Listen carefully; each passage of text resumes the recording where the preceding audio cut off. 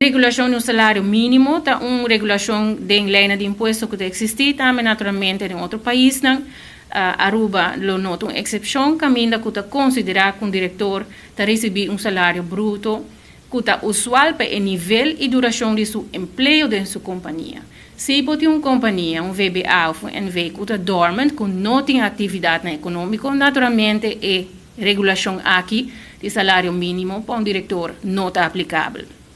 O diretor tem que pagar, se essa aqui está aplicável, a belasting riba é salário usual. Para quem é válido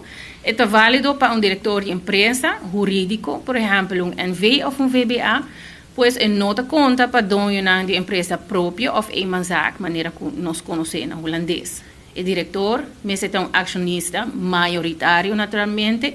de companhia e que ora bota acionista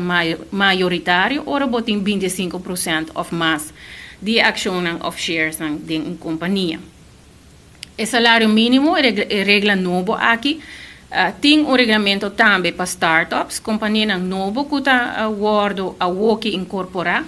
para facilitar a lei de imposto, para facilitar a companhia aqui door estipular o salário de diretor groot aandeelhouder, DGA, mas não sei igual ao salário mínimo,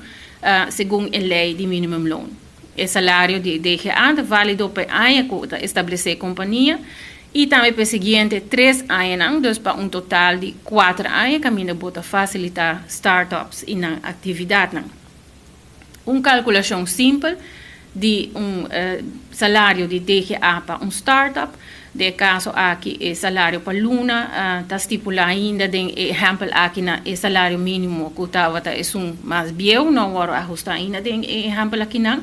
que está 1835, então para average de salário aqui para Luna. Para a companhia existente,